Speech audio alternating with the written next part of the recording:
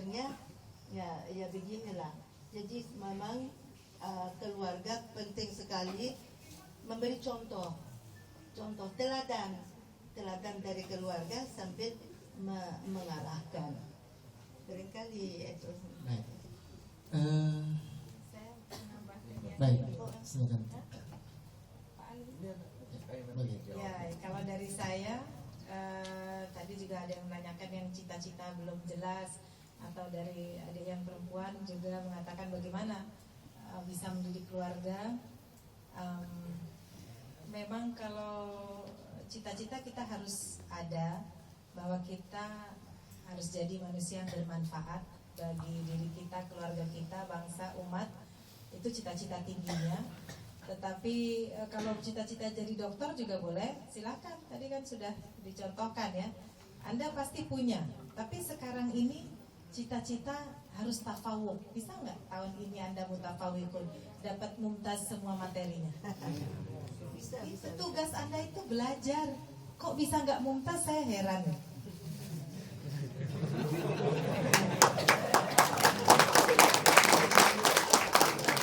Kasihan orang tuanya. Makbul aja udah alhamdulillah.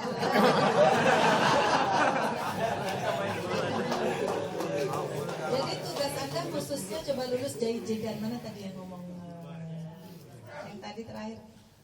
Anda harus lulus jahit-jahitan minimal tahun ini. Ya semuanya tentu harus lulus terus. Iya, nggak usah tidur nanti kalau udah lulus.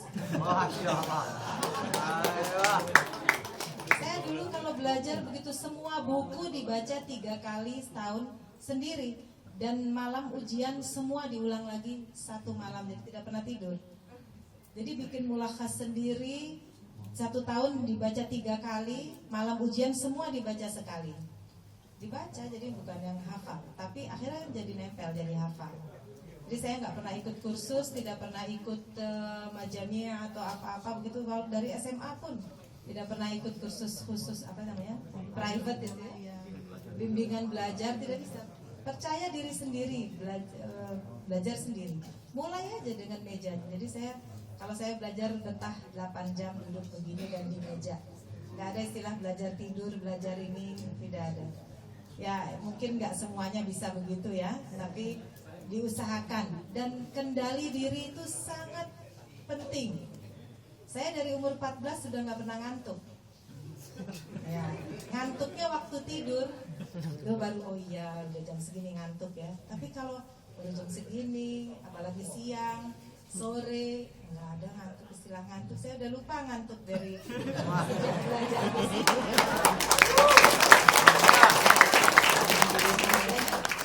Muktamar, saya hadir muktamar Ruzatul Awqaf kemarin. Ya 2 hari terus saya berdiri tegak. Intinya supaya jangan ngantuk, jangan nyender, berdiri begini terus. Dari tadi kan saya duduk begini ya, nggak pernah saya nyender begini. Kalau udah begini juga udah ngantuk. Itu cara saya. Dikirain wazir. Masya Allah. Dan lu tadi tanya. Iya Pak, ya. Pak, kirain wazir apa? Amin ya Rabb. Ya, jadi jangan ngantuk, jangan malas, kerja sendiri, mandiri. Dan saya tidak percaya pada belajar kelompok. Itu omong kosong, buang waktu.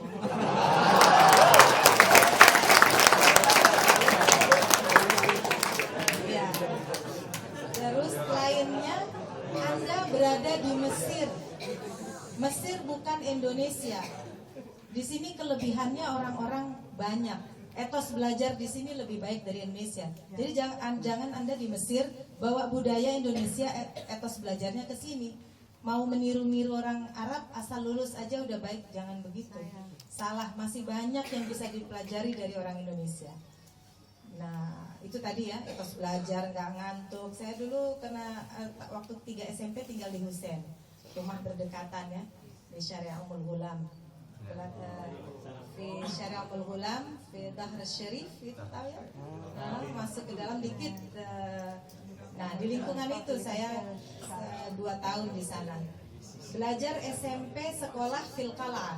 Jadi 3 SMP saya dulunya belajar di Jakarta dengan mobil diantar sampai ke Singamangaraja. Di sini saya jalan dari Husein ke Qal'ah. Oh. Bukan mau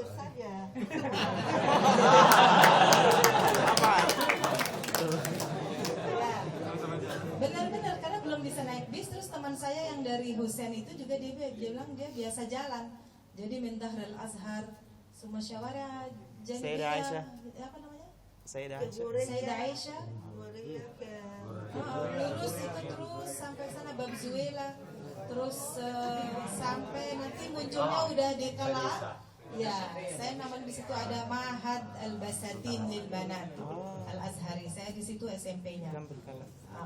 Ya, tapi lama-lama bisa naik bis, tapi umumnya seringnya jalan karena jalannya bisa pintas.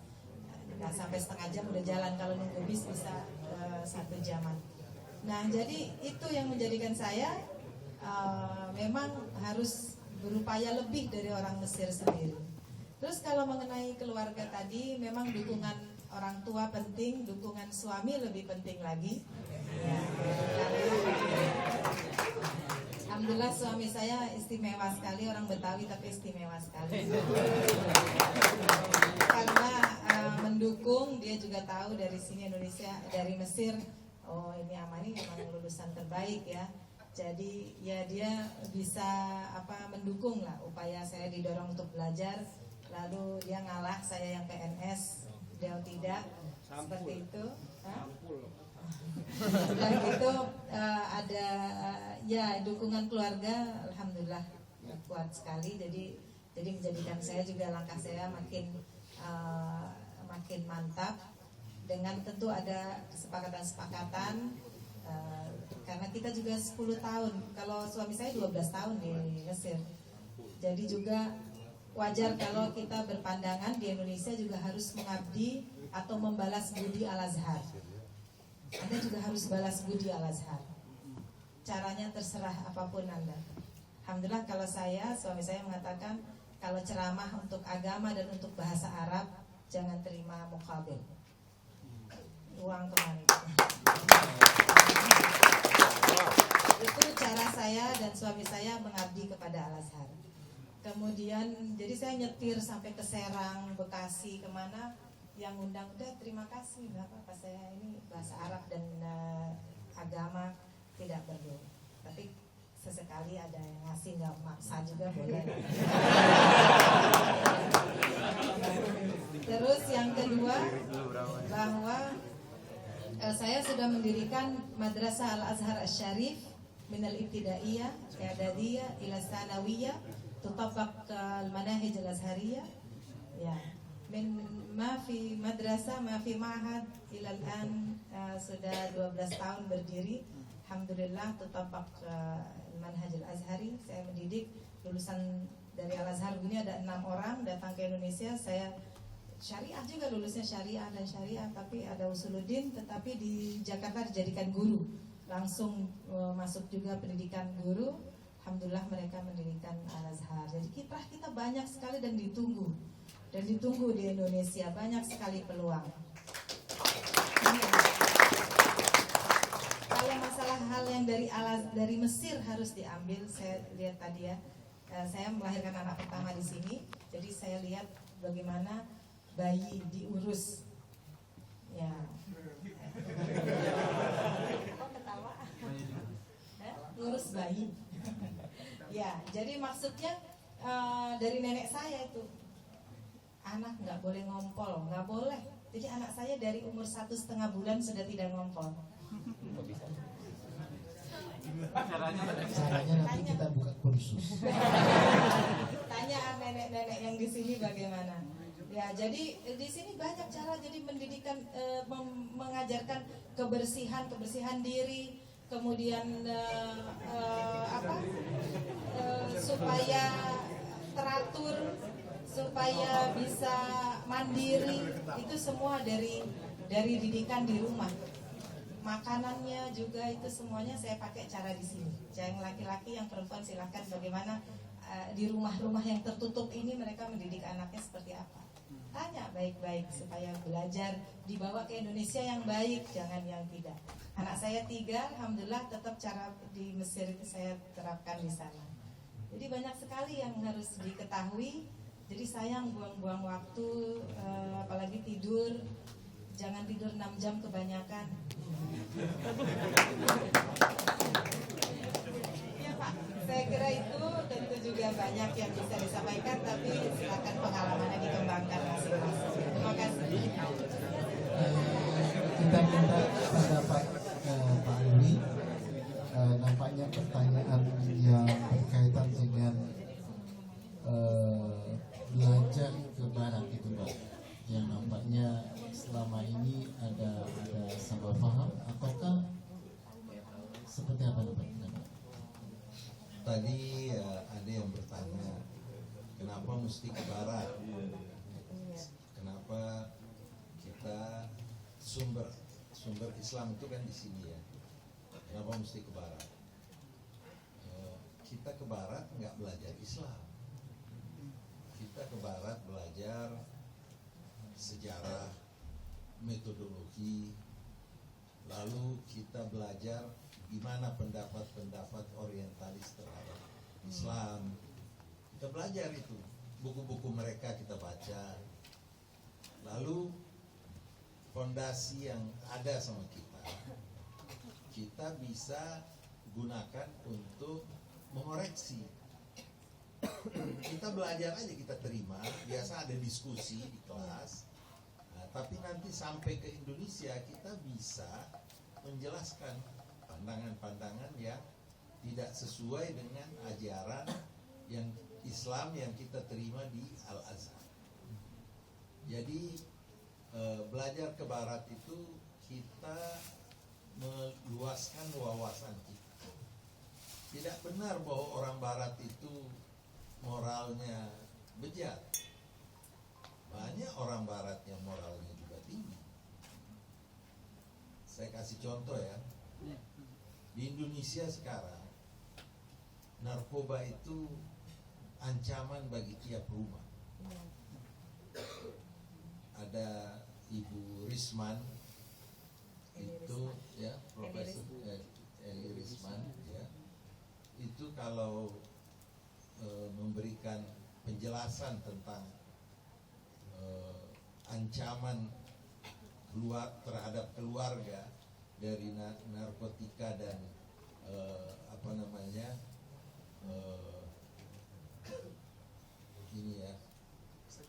seksual ya, itu mengerikan sekali. Bebas. Saya itu juga ngeri, anak saya yang paling kecil itu masih SMA. Saya kirim ke Amerika, tinggal di rumah orang Amerika. Banyak orang tanya, kenapa dikirim ke sana? Saya kirim ke Utah. Utah itu tempatnya orang Mormon. Ahmadiyahnya orang Islam. Mormon itu bagi Kristen Katolik dianggap sempalan. Dulu diusir dia dari mana? Dari Midwest, daerah tengah Amerika. Mereka pada lari pergi ke satu daerah yang terpencil namanya Utah. Mereka di sana semuanya kayak orang-orang Hindu yang ada di Bali. Jadi mereka orang Mormon itu ada di Utah. Minoritas yang sangat berpegang kepada prinsip. Baru sekarang, baru akhir-akhir ini orang Mormon itu bisa diterima oleh orang Kristen. Kenapa saya kirim anak saya ke sana? Orang Kristen kaget. Kenapa kirim ke sana? Karena itu kayak orang Islam melihat Ahmadiyah, dianggap bahwa ini sempalan. Orang Mormon itu tidak merokok, tidak minum minuman keras, dan sangat memperhatikan kepada nilai-nilai kekeluargaan. Jadi saya tenang kalau tempatkan dia di rumah orang Mormon. Yang jelas tidak ada yang merokok di situ. Kita nggak bicara narkotika, merokok saja nggak ada, nggak minum. Lalu nggak boleh pacaran. Orang kalau mau pacaran dia sudah siap untuk kawin. Itu orang Mormon. Ya. Jadi waktu saya bawa dia ke sana, anak saya bilang kalau nanti saya di Amerika, saya minta punya komputer sendiri. Ya kita bilang oke, saya akan berikan kamu komputer untuk kamu sendiri. Sampai di sana saya bilang sama ibu rumah tangganya itu, ibu, saya bilang saya ini mau belikan komputer untuk anak saya. Jadi dia waktu itu umur 17 atau 16 tahun. Terus kata ibu itu, enggak kan kita ada komputer di sini, untuk apa dibelikan komputer? Terus sebentar lagi saya bilang, iya tapi saya sudah janji sama anak saya ini. Enggak, ini komputer bisa dia pakai yang dekat dari ruang tamu. Karena saya ngotot mau belikan anak saya, terus dia bilang, sebenarnya kita ini tidak setuju anak itu punya komputer di kamarnya. Kita sengaja taruh komputer di tempat orang lalu lalang. Karena apa? Kalau dia sudah punya komputer sendiri, dia bisa akses apa saja tanpa pengontrolan. Bayangkan, kita di Indonesia belum tentu punya pandangan begitu. Saya terus terang tidak pernah punya pandangan begitu. Tapi ini orang Mormon sampai hal yang semacam itu diperhatikan. Mereka punya universitas BYU. Nah, saya kebetulan kenal sama nabinya Mormon. Jadi dia punya 12 nabi juga, kayak Syiah juga 12 imam. Imamin. Pentolannya imamnya itu saya kenal. Jadi waktu saya bilang saya mau kirim anak saya ke sana, dia bilang nanti saya carikan keluarga yang punya anak seumur anak kamu. Jadi dia senang dia ini. Nah ini anak sekarang nggak boleh minum teh loh, teh aja nggak boleh.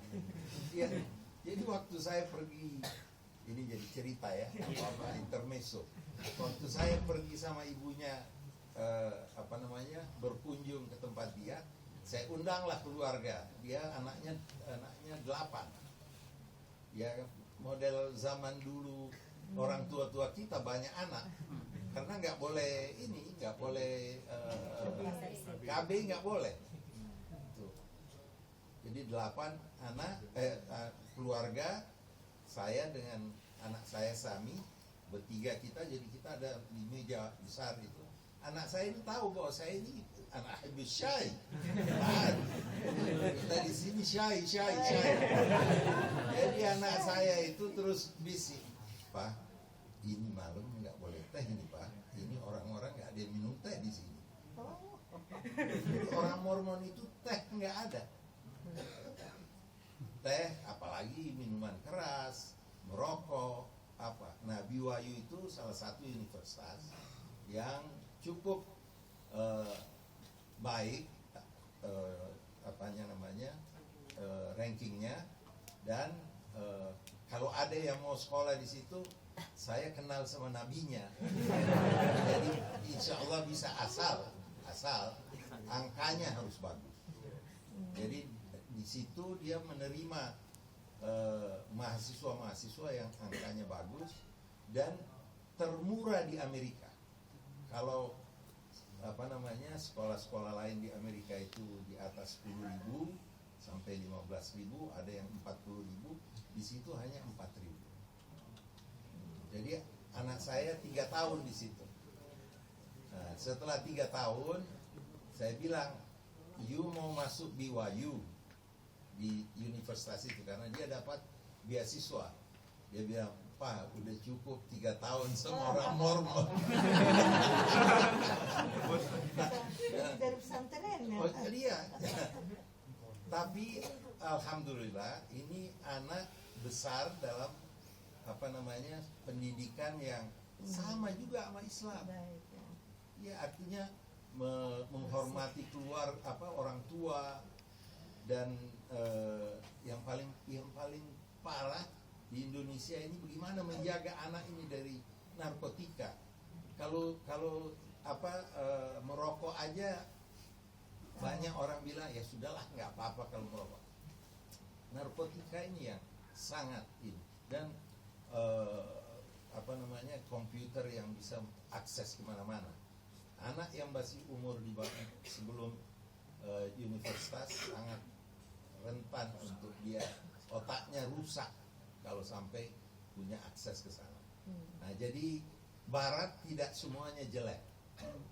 Ada juga Barat yang bagus. Ya. Moralitas juga ada orang-orang Barat yang menjaga tradisi Kristen itu kan tradisi yang baik, sama juga sama Islam, hal-hal etika, hal-hal pernah di Amerika minuman keras itu tidak dilarang oleh Kongres karena katanya waktu itu pemuka-pemuka agama bilang ini agama Kristen melarang orang mabuk-mabukan, jadi kenapa kita izinkan? Kongres melarang penjualan, tapi kalah oleh industrialis, akhirnya dicabut juga. Nah, jadi kembali belajar di Barat, kita mengambil manfaat dari metodologi mereka, bagaimana melakukan research, bagaimana mereka menulis hal-hal tentang Islam. Kita perlu tahu tulisan-tulisan mereka supaya kita jangan memusuhi tanpa alasan. Kita tidak boleh memusuhi satu kelompok tanpa alasan. Banyak tulisan-tulisan yang objektif yang perlu untuk kita pelajari juga. Ada seperti Armstrong menulis tentang Islam, ada Schimmel menulis tentang Islam, tasawuf yang bersimpati kepada ajaran Islam. Nah, jadi kembali lagi tadi, kalau kita punya cita-cita, kita bertanya pada diri kita mau jadi apa? Mau jadi seorang scholar yang ternama. Syaratnya harus punya bahasa selain bahasa Arab. Bahasa Inggris, tidak usah seperti Amani punya 5, cukup 2 aja. 2 saja, itu yang itu yang diperkuat. Jangan seperti orang bilang, enggak, ini saya bahasa Inggris baru setengah-setengah terus mau belajar bahasa Perancis. Bahasa Inggris dulu diperkuat, nanti setelah kuat baru nanti bahasa yang ketiga, tapi cukup 2 dulu lah. Nah, kalau tidak ada target, jadi Anda mau jadi apa? Sekarang tanya diri Anda, saya kalau sudah lisan selesai mau pulang, mau kawin, kira-kira begitu. You tahu nggak lisans bisa jadi apa di Indonesia sekarang? Dulu lisans itu hebat, LC. Sekarang master sudah kayak jualan di pasar, orang master begitu-begitu aja biasa. Harus doktor. Nggak bisa sekarang, nanti diteruskan. Itu cita-cita kan? Karena sekarang mungkin nggak bisa, nggak punya uang. Oke, tapi target itu harus tercapai. Saya setelah 15 tahun dagang, ya, baru saya kembali ke Ensyams. Waktu saya melamar di Ensyams bilang, iya betul kamu punya master dari Azhar, tapi sudah 15 tahun. Apakah تكتب بحث علمي عربي بعد 15 سنة انت في التجارة. Dia bilang kita nggak terima. You harus buktikan bisa menulis bahas dalam bahasa Arab. Karena saya mau jadi doktor, saya kembali ke IAIN di Makassar. Karena orang kenal lah kita di Makassar. Jadi saya belajar lagi untuk ambil doktorandes dan menulis dalam skripsi saya Falsafat Ibn Tufail dalam bahasa Arab. Setelah selesai saya kembali ke Ensyams. Syuf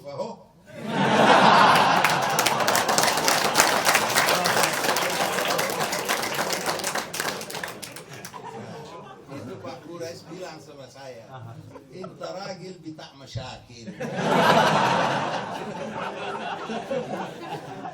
Teragil tak masyakil. Sudah senang-senang, tagir, mabsud, saya tinggalkan itu semuanya, bukan tinggalkan gitu saja, ada yang jalankan itu sama. Saya kemari seperti Talib, tinggal di daerah sini nih, di mana ada dekat Umar Afandi di sini, di Rabah. Ya, Rabah. Iya, kira-kira di situ ya. Tinggal di situ, saya bawa anak-anak saya tinggal di situ. Wa ta'rafu saya hanya keluar pada hari Jumat, salat Jumat. Enggak keluar. Hanya itu, 3 tahun setengah selesai PhD. Karena ada tekad, determination. Anak Ais dah. Ais aku enggak. Ya kan, bilang saya enggak mengerti apa yang saya harus tuju. Nah, itu determination itu penting. Jadi tekad kita, Aizat lah doktor. مش دلوقتي بعد 5 سنين بعد 10 سنين بس عايز اطلع دكتور يا رب كده. Assalamualaikum warahmatullahi wabarakatuh. Kawan-kawan, nampaknya semakin malam ini semakin seru. Benar kata Ibu Amani tadi, kayaknya kita nggak ngantuk. Tapi dengan berakhirnya apa yang disampaikan oleh Prof. Alwi barusan, saya melihat di mata kawan-kawan itu ada semangat baru. Semangat baru ini saya kira penting untuk terus kita pelihara, untuk kita perbaharui kembali. Dan tentu pembicaraan yang menarik ini bisa kita teruskan panjang sampai subuh.